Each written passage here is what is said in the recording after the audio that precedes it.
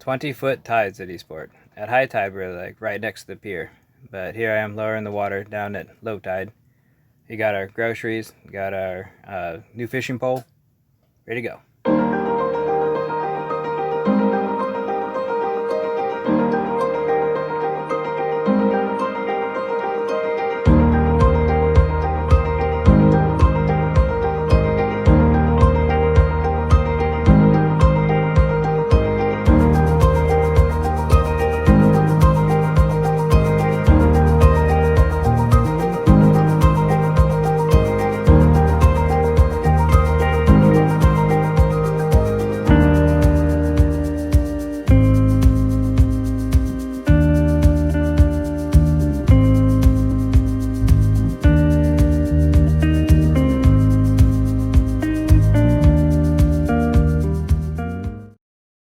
Fog would roll in and then roll out, and sometimes just linger in layers.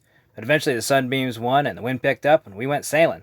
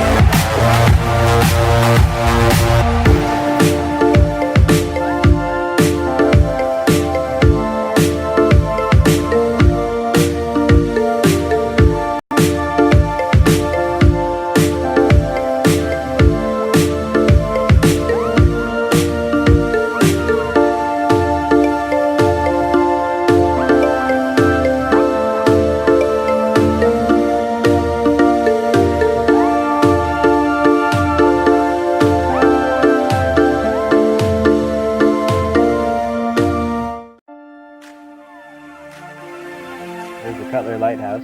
We made it. Here's our approach into harbor. We're going to drop anchor for the night.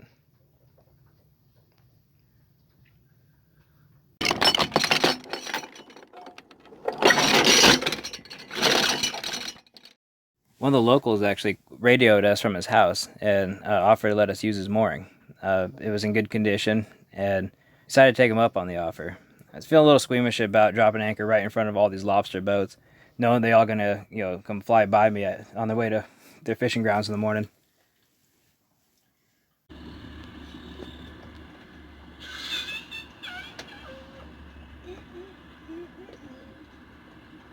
So for this evening's entertainment, we get to watch this truck try to haul this boat. He got it out of the water. It took him about all evening. He broke down and had a mobile mechanic come help him out. Had another guy's like pickup truck, tow rope to him, and waiting to see if this thing falls off the trailer.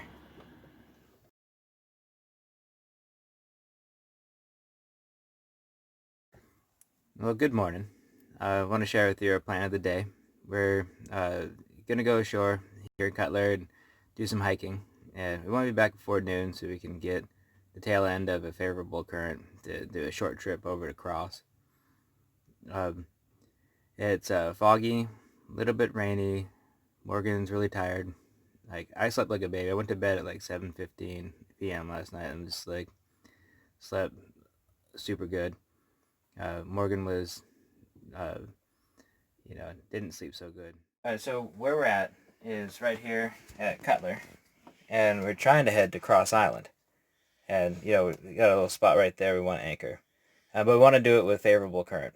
And so what I'm going to do is, we can check the resource a bit, but, the stuff doesn't really change. And so it doesn't take very long before you just kind of get what the water's going to be doing. But as you're just kind of learning what the current is in this area, you'll say like 1 hour before high water. That means we're flooding tide right here. And so with a flood tide, you can see the water flowing, from Maine up to Canada. Well, since we're trying to head down, that's not what we want. We don't want a flooding tide. We're going to want an ebbing tide. So you see, okay, we went too far there. That's Bay of Fundy.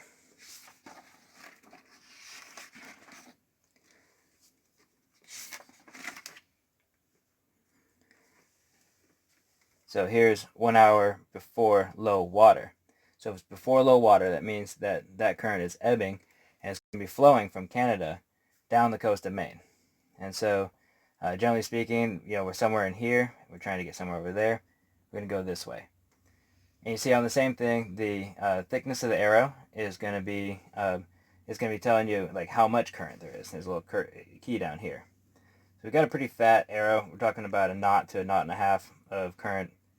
And so we're going to use that to our favor by making sure that we're leaving on an ebbing tide. Now, you might ask, how do we know when that tide ebbs? Or when does it flood? Or when does it flood? Well, we've got a few resources here. I mean, we've got a little chart, tide calendar we got from Robinhood. And, this is, it's not exactly accurate for where we are because this is based on further down south.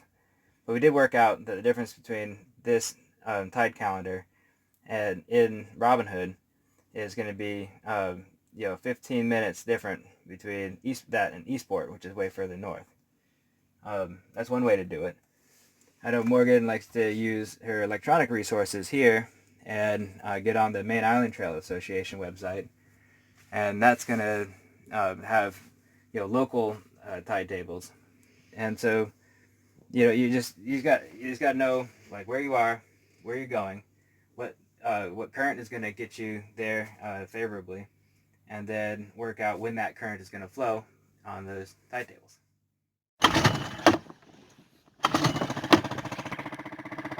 Thank you, Rod.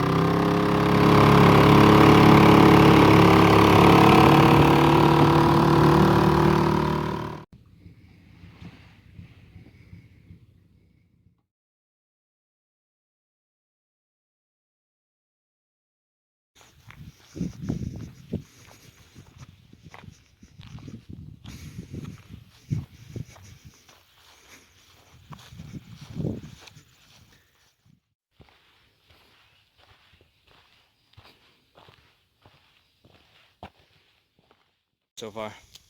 We lost it. Yeah. Bushwhacking. That's true.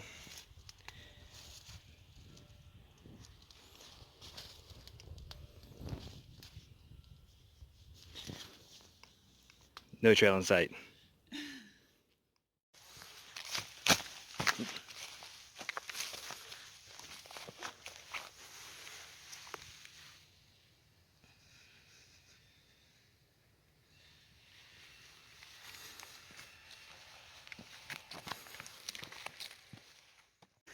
Yeah, so we came across a bunchberry patch. See these guys? And now they sometimes grow in great big patches, full of berries. The leaves look like a dogwood tree. And the guidebooks call it survival food because they're actually really not that tasty. They kind of taste like nothing at all. But good in vitamin C and still kind of yummy. The inside's got a little pit in it. And chew right through it. Probably make a good jam though if you gather a bunch of them and then mix it with a sweeter berry. I bet you'd make a yummy jam.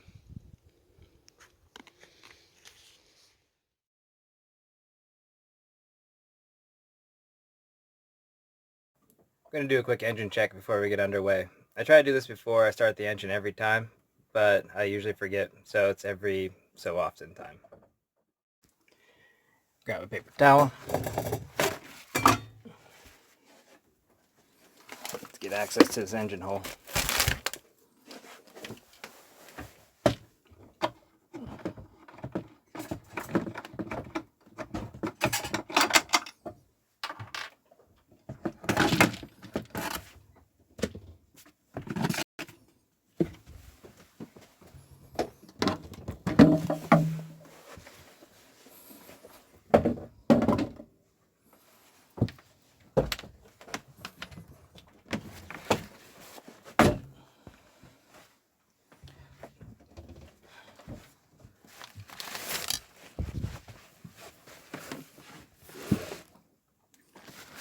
First, to check the oil.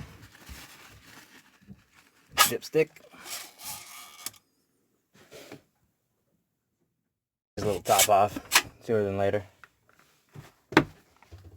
Then I'll pull the dipstick for the transmission, check the ATF.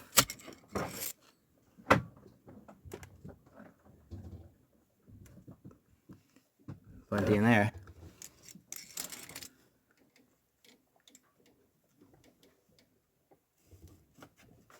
And then I'll check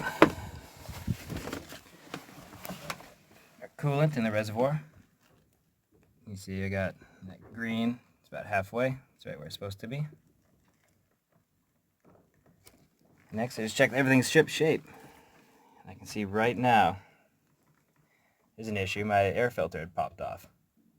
So I'll go ahead and fix that.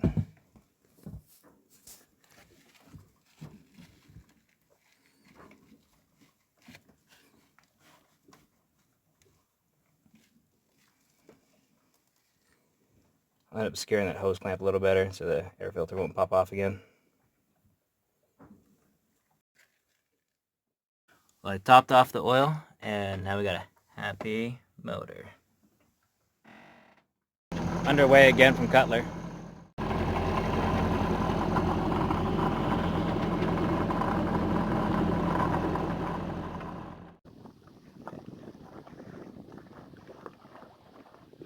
Good sailing today, huh? Yeah. Fine. We're on a beat right now, so that's good. We'll have it on the cruise.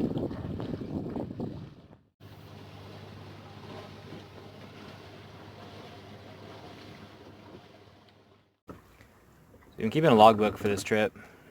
Basically, whenever Morgan says, "Hey, would you do a log?"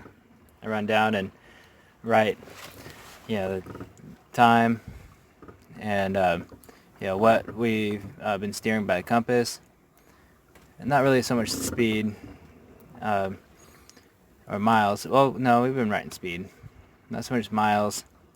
Who's on the helm? Describe the sky. Wind.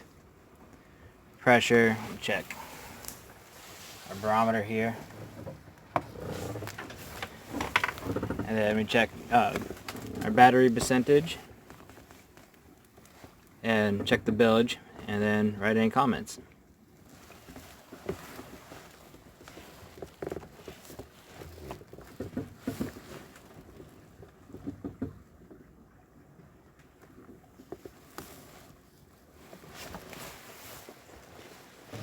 We're going about 6 knots. Okay.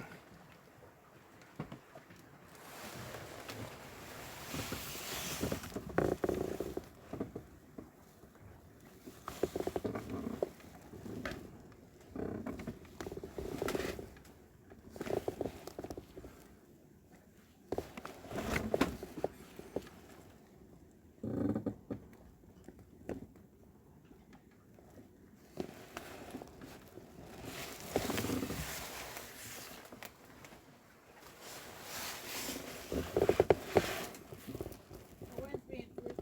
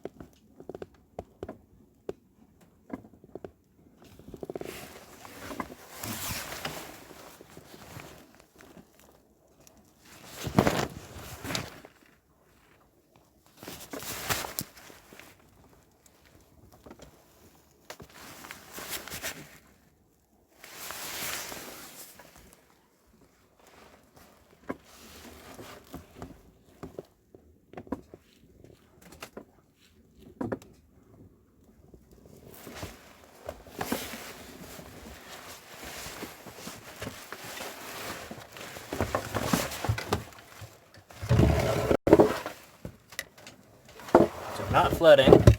That's good. Do have excessive floor mats.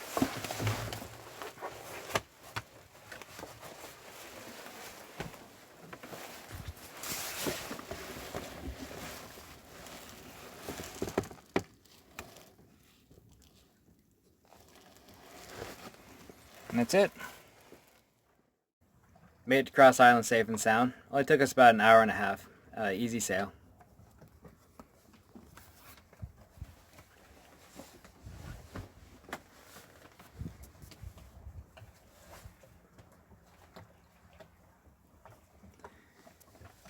But there's a couple of things in the engine room that I saw earlier on my engine check that I want to take care of. So we had some lunch and then I did some fixing. You see we got new hose. I didn't really like the other one. It had a little kink to it. Didn't think it had very good airflow. And then another thing that was kind of annoying, I adjusted my transmission cable here. How it was before, you had to have it like a little bit forward for the engine to stop, or else the neutral kill switch would keep the engine from starting. And so now that I've adjusted it, you can have your shift lever straight up and down where it should be. And so, yeah, all is right in the world. Thanks for watching my video. I know I sure enjoyed making it. Stay tuned for more.